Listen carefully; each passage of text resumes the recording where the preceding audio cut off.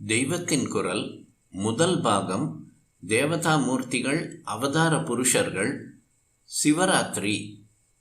அநேகமாக எல்லா சிவாலயங்களிலும் கர்ப்ப கிரகத்தின் சுவரில் மேற்கு பாகத்தில் லிங்கோத்பவ மூர்த்தியின் பிம்பம் இருக்கும். சில கோயில்களில் மட்டும் இந்த இடத்தில் மகாவிஷ்ணு இருக்கிறார். லிங்கோத்பவ மூர்த்தி என்பது பரமேஸ்வரனுடைய 64 மூர்த்திகளுக்குள் ஒன்று. ரிஷபாரூடர், அர்த்தநாரீஸ்வரர், ஹரிஹரர், நடராஜர், காமாரி, பைரவர், தட்சிணாமூர்த்தி, சோமாஸ்கந்தர், பிக்ஷாடனர், ஊர்த்வ தாண்டவர், ஜலந்தராசுர சம்ஹாரர், காலசம்ஹாரர், இப்படி 64 மூர்த்திகள் பரமசிவனுக்கு உண்டு. அவைகளுக்குள் ஒன்று லிங்கோத்பவ மூர்த்தி. அந்த மூர்த்தி தான் சிவாலயத்தில் உள்ள லிங்கத்துக்கு பின்புறம் காணப்படுவது. அதில் லிங்கத்துக்குள் ஒரு திவ்ய மூர்த்தி இருக்கும். அதன் ஜடாமகுடம் லிங்க வட்டத்துக்குள் முடியாமலே இருக்கும். அதன் பாதமும் லிங்கத்தின் அடியில் முடிகிற வரைக்கும் தெரியாது.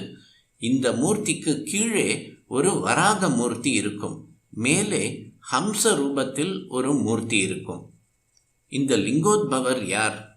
ஸ்ரீ ருத்ராபிஷேகம் பண்ணுவதற்கு முன்பு ஒரு ஸ்லோகம் சொல்லிவிட்டு அப்புறம்தான் அபிஷேகம் பண்ணுவது வழக்கம். அந்த ஸ்லோகம்: ஆபாதாள நபஸ்தலாந்த புவன பிரம்மாண்டமா விஸ்புரத் ஜோதிஸ்பாட்டிகலிங்க மௌளி விலசத் பூர்ணேந்துவாந்தாமிருதைஹி அஸ்தோகாப்ளுதமேகமீஷமனிஷம் ருத்ரானுவாகாஞ்சபன் தியாயே தீப்சித சித்தயே த்ருவபதம் விப்ரோ விசிஞ்சேஷ்சிவம். இந்த ஸ்லோகத்தில் என்ன தெரியுமா சொல்லி இருக்கிறது? பாதாள முதல் ஆகாச பரியந்தம் எல்லையில்லாத ஜோதி ஸ்வரூபமாக பிரகாசிக்கிற ஸ்படிக லிங்கத்துக்கு அபிஷேகம் பண்ண வேண்டும் என்று சொல்லியிருக்கிறது. ஸ்படிக லிங்கத்துக்கு ஒரு வர்ணமும் சொல்ல முடியாது. எந்த வஸ்துவை அதில் வைக்கிறோமோ அதனுடைய வர்ணத்தை அது பிரதிபலிக்கும். குணதோஷம் இல்லாதது அது. ஞானம் எப்படி பரிசுத்தமாக இருக்கிறதோ அப்படி அந்த ஸ்படிகலிங்கம் இருக்கிறது. அதன் பின் பச்சை வில்வத்தை வைத்தால் லிங்கமே பச்சையாக தோன்றும். சிவப்பான அரளியை வைத்தால் சிவப்பாக தோன்றும். அது நிர்விகாரமானது. பரபிரம்மஸ்வரூபம் நிர்விகாரமாக இருந்தாலும் நம்முடைய மனோபாவத்தை எப்படி வைக்கிறோமோ அப்படி தோன்றும் என்பதற்கு திருஷ்டாந்தமாக இந்த ஸ்படிகலிங்கம் இருக்கிறது. அது எதையும் மறைக்காது. அதற்கு பின்னால் உள்ள வஸ்துக்களையும் அதன் வழியாக பார்க்கலாம். பரம சுத்தமாக நிஷ்களங்கமாக இருக்கும். நிர்குணமான பரமாத்ம வஸ்துவுக்கு அது திருஷ்டாந்தம். நினைக்கிற ரூபமாக அது தெரியும். மேலே சொன்ன ஸ்லோகப்படி அதன் சிரசில் பூரண சந்திரன் இருக்கிறது. பூர்ணேந்து என்று ஸ்லோகத்தில் வருவது பூரண இந்து. இந்து என்றாலும் சந்திரன் என்றாலும் ஒன்றுதான். ஈஸ்வரன் ஜடையும் கங்கையும் கண், காது, மூக்கு, கை, கால் முதலிய அவயவங்களும் கொண்ட சகல ரூபத்தில் வருகிற போது அவர் 3ஆம் பிறையை வைத்துக்கொண்டு சந்திர மௌலியாக இருக்கிறார். ரூபமே இல்லாத பரமாத்மா நிஷ்கள தத்துவமாய் இருக்கிற போது அங்கே சந்திரன், கங்கை எதுவும் இல்லை. அரூபமாயும் இல்லாமல் ஸ்வரூபமாயும் அவயவங்களோடு இல்லாமல் லிங்கமாக சகல நிஷ்களமாக இருக்கிற போது அவர் பூர்ண சந்திரனை உச்சியில் வைத்திருக்கிறார். அதிலிருந்து அமிர்தமே கங்கை மாதிரி கொட்டுகிறது. யோகிகள் தமது சிரசுக்குள் சஹசிரார கமலத்தில் உள்ள சந்திர மண்டலத்தில் ஜோதி ஸ்வரூபத்தை தியானம் பண்ணுவார்கள். அந்த சந்திர பிம்பத்திலிருந்து அமிர்தம் ஒழுகும். அதனால் அவர்களுக்கு பரமானந்தம் உண்டாகிறது. சமஸ்த பிரபஞ்ச ஸ்வரூபமான ஜோதிர்லிங்கம் குளிர்ந்தால் லோகமெல்லாம் குளிரும். இதனால் தான் சிவலிங்கத்துக்கு ஓயாமல் அபிஷேகம் செய்வது, ருத்ர அபிஷேகம் செய்வது. ருத்ர அபிஷேகத்துக்கு முன்பு சொல்லும் ஸ்லோகம் இதையெல்லாம் அறிவுறுத்துகிறது. சகல பிரம்மாண்டமும் சிவலிங்கம்தான். ஸ்ரீருத்ரத்தில் இப்படியே சொல்லப்பட்டிருக்கிறது. சர்வ பதார்த்தங்களும் நல்லது கெட்டது எல்லாம் சிவஸ்வரூபம் என்று ஸ்ரீருத்ரம் சொல்கிறது. லிங்கம் ஏன் வட்ட வடிவமாய் இருக்கிறது? வட்டமான ஸ்வரூபத்துக்குத்தான் அடிமுடி இல்லை, ஆதி இல்லை, அந்தமும் இல்லை. மற்றவர்களுக்கு உண்டு. முக்கோணத்துக்கு சதுரத்துக்கு உண்டு. ஆதி அந்தம் இல்லாத வஸ்து சிவம் என்பதை லிங்காகாரம் காட்டுகிறது. சரியான வட்டமான சர்க்கிள் ஆக இல்லாமல் லிங்கம் நீள வட்டமாக எலிப்ஸ் ஆக இருக்கிறது. பிரபஞ்சமே எலிப்டிக்காகத்தான் இருக்கிறது.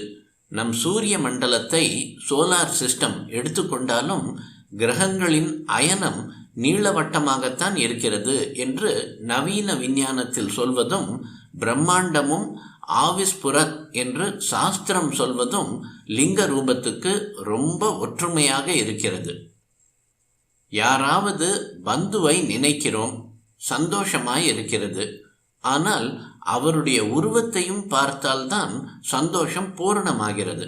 அவ்வாறே உருவமற்ற சிவமும் ஒரு உருவத்தோடு வந்து அனுகிரகம் பண்ணினால்தான் ரொம்ப சந்தோஷமாக இருக்கும். ஞானிகளுக்கு மட்டுமே பரமாத்ம ஸ்வரூபத்தின் நிராகார அருவ உண்மை புரியும். உருவத்தை பார்த்து பார்த்து ஆனந்தம் அனுபவிக்கிற நமக்கு உருவத்தோடு கண்டால்தான் ஆனந்தம் உண்டாகும். அதற்காகத்தான் உருவமற்ற பரமேஸ்வரன் அருவுருவான லிங்கமானதோடு நில்லாமல் அந்த லிங்கத்துக்குள்ளேயே திவ்ய ரூபம் காட்டும் லிங்கோத்பவ மூர்த்தியாக இருக்கிறார். இப்படி ரூபத்தை காட்டினாலும் வாஸ்தவத்தில் தமக்கு அடியும் இல்லை, முடியும் இல்லை, அதாவது ஆதியும் அந்தமும் அற்ற ஆனந்த வஸ்துவே தாம் என்று உணர்த்துவதற்காக மேலே லிங்க வட்டத்துக்குள் ஜடாமுடி முடியாமலும் கீழே அந்த மாதிரி தம் பாதம் அதற்குள் அடங்காமலும் இருப்பதாக காட்டுகிறார். அடிமுடி எல்லை இல்லாமல் அவர் ஜோதி ஸ்வரூபமாக நின்றார். ஜோதிர் லிங்கமாக ஆகாயத்துக்கும் பூமிக்குமாக பரமசிவன் உத்பவித்த இரவே சிவராத்திரியாகும். அப்படி ஜோதி ஸ்வரூபமாக பரமேஸ்வரன் நின்ற பொழுது விஷ்ணு அவரது பாதத்தை பார்க்க பாதாளத்துக்கு போனார். பூமியை கல்லும் ஸ்வபாவம் வராகத்துக்கு உண்டு. எனவே அந்த ரூபத்தை எடுத்துக்கொண்டார்.